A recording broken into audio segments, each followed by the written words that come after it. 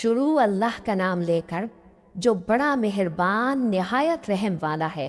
میں روز قیامت کی قسم کھاتا ہوں اور نفس لوامہ کی قسم کھاتا ہوں کہ سب لوگ اٹھا کر کھڑے کیے جائیں گے۔ کیا انسان یہ خیال کرتا ہے کہ ہم اس کی بکھری ہوئی ہڈیاں اکٹھی نہیں کریں گے؟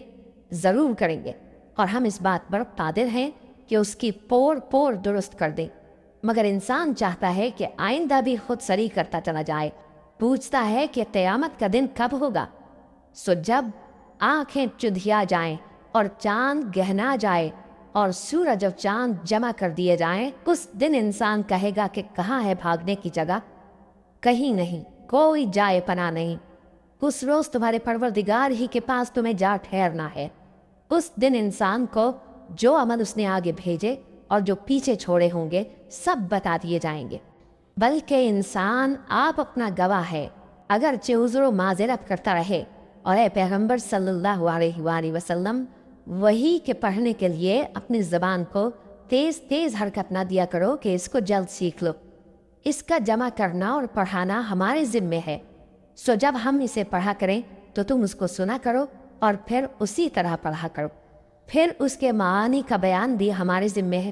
مگر لوگو، تم دنیا کو دوست رکھتے ہو اور آخرت کو چھوڑے دیتے ہو۔ اس روز بعض چہرے رونق دار ہوں گے، اپنے پروردگار کی طرف نظر کیے ہوئے ہوں گے، اور بہت سے چہرے اس دن اداس ہوں گے، خیال کریں گے کہ ان کے ساتھ کمر توڑ معاملہ کیا جائے گا۔ ہاں، جب جان گلے تک پہنچ جائے اور لوگ کہنے لگیں اس وقت کون جھاڑ پھونک کرنے والا ہے، اور اس جاں بلب نے سمجھا کہ اب جدائی کا وقت ہے اور پنڈلی سے پنڈلی لپٹ جائے، اس دن تجھ کو اپنے پروردگار کی طرف کھینچے چلے چلنا ہے۔ پھر ایسے مغرور نے نہ تو پیغمبر صلی اللہ علیہ وآلہ وسلم کو سچا جانا اور نہ نماز پڑھی، لیکن چھٹلایا اور منہ پھیر لیا، پھر اپنے گھر والوں کے پاس اکڑتا ہوا چل دیا۔ خرابی ہے تیری، خرابی پر خرابی ہے، پھر خرابی ہے تیری، خرابی پر خرابی ہے۔ کیا انسان یہ خیال کرتا ہے کہ اسے یوں ہی چھوڑ دیا جائے گا؟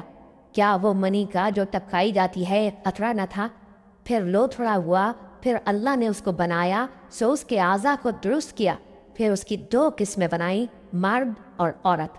کیا اس کو اس بات پر قدرت نہیں کہ مردوں کو زندہ کر دے؟